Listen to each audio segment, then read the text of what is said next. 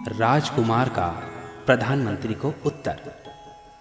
पवित्र परंपरा से समर्थित उचित ही प्रतीत होने वाले इन वचनों को सुनकर मेघ गर्जन सदृश स्वर में राजकुमार ने उत्तर दिया, आपकी स्नेह सिक्त भाषा तो आपके योग्य ही है, लेकिन मैं आपको बताऊंगा कि आप कहाँ गलती पर है।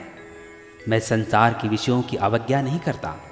मैं जानता हूँ कि सारा जगत इन्हीं में आसक्त है, लेकिन क्योंकि मैं जानता हूँ कि सारा संसार अनित्य है, इसलिए मेरा मन उनमें रमण नहीं करता। यदि यह स्त्री सौंदर्य स्थायी भी रहे तो भी वह किसी बुद्धिमान आदमी के योग्य नहीं कि उसका मन विषयों में रमण करे। और जहाँ तक तुम कहते हो कि वे बड़े बड़े महात्मा भी विषयों के वशीभूत हुए हैं, तो वे इस विषय में प्रमाण नहीं हैं, क्योंकि अंत में वे भी क्षय को प्राप्त हुए हैं।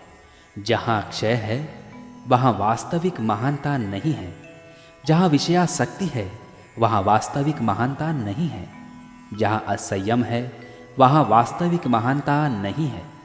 और यह जो आपका कहना है कि ऊपरी मन से ही स्त्रियों से स्नेह करना चाहिए, तो चाहे यह दक्षता से भी हो तो भी मुझे यह रुचिकर नहीं है।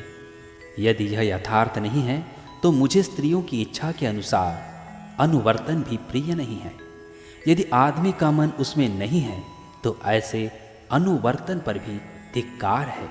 जहाँ राग का अतिशय है, जहाँ मिथ्यात्व में विश्वास है, जहाँ असीम आसक्ति है और जहाँ विषयों की सदोषता का यथार्थ दर्शन नहीं, ऐसी वंचना में भी क्या धरा है। और यदि राग के वशीभूत हुए प्राणी परस्पर एक दूसरे को ठगते हैं, तो क्या ऐसे पुरुष भी इस योग्य नहीं कि स्त्रियां उनकी ओर देखे तक नहीं, और क्या स्त्रियां भी इस योग्य नहीं कि पुरुष उनकी ओर देखे तक नहीं।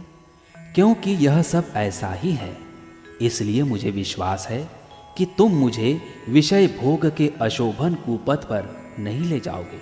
राजकुमार के सुनिश्चित दृढ़ संकल्प ने उदय को निरुत्तर कर दिया। उसने राजा को सारा वृत्तांत जा सुनाया। जब शुद्धोधन को यह मालूम हुआ कि उसके पुत्र का चित्त किस प्रकार विषयों से सर्वथा विमुख है, तो उसे सारी रात नींद नहीं आई।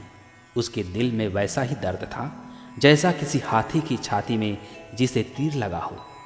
अपने मंत्रियों के साथ उसने बहुत सा समय यह विचार करने पर खर्च किया कि वह किस उपाय से सिद्धार्थ को संसार के विषयों की ओर अभिमुख कर सके और उस जीवन से विमुख कर सके जिसकी ओर अग्रसर होने की उसकी पूरी संभावना थी।